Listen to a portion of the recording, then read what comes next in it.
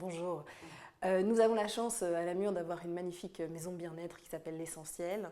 Et c'est via cette institution que se véhiculent tous les chouettes projets comme Caring Hat. Et donc c'est par là que j'ai eu l'information.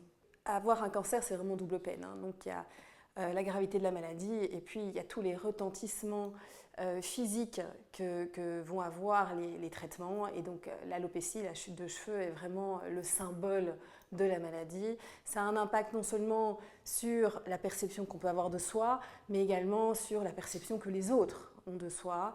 Et donc on dit que le cancer isole socialement et c'est vraiment vrai. Pouvoir quelque part compenser ceci avec des projets qui apportent un confort, un bien-être sur l'esthétique, mais ce n'est pas seulement une question d'esthétique, c'est aussi une question de redonner confiance à la patiente et pouvoir lui donner quelque part des armes pour affronter le monde extérieur, c'est capital. Et c'est capital pour le psychisme, oui, mais pas seulement, c'est aussi capital pour avoir les encouragements pour continuer les traitements. Et donc ça a un bénéfice aussi, je pense, sur l'acceptation de ces traitements. Alors, quelle est la réaction des patientes ? Je dirais une réaction de surprise, d'étonnement. Ce n'est pas tous les jours qu'on vous propose des beaux chapeaux, mais une réaction très positive, en règle générale. L'alopécie, la perte de cheveux, c'est esthétique, mais c'est aussi une question d'inconfort. Quand on a perdu les cheveux, on a froid ou on a trop chaud quand on met une perruque. Il faut savoir que toutes ces perruques sont assez inconfortables. Et donc c'est vrai qu'avoir un chapeau, c'est une belle alternative parce qu'en fait ça apporte un confort.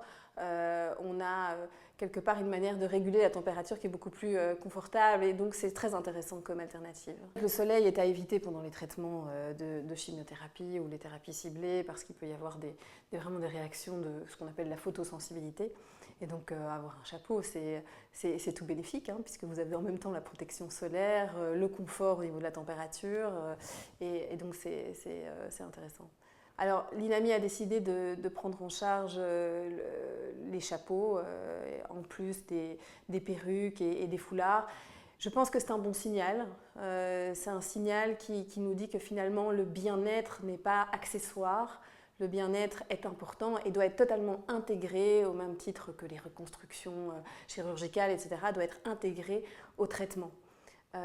Et donc c'est une manière quelque part de tenir compte du fait que cette patiente doit garder un pied dans cette société, doit garder sa place socialement, mais pourquoi pas même professionnellement. C'est un message très positif. Caring Hat, on pourrait se dire c'est inaccessible, il faut venir à Bruxelles, c'est peut-être un monde qui n'est pas le mien.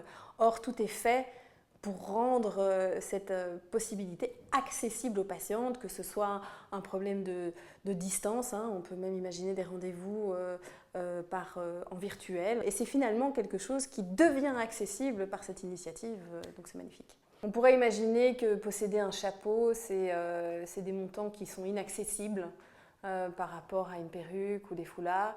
Et je pense que ce qui est très intéressant dans ce projet, c'est que Caring Hat a vraiment décidé de quelque part lisser les inégalités sociales.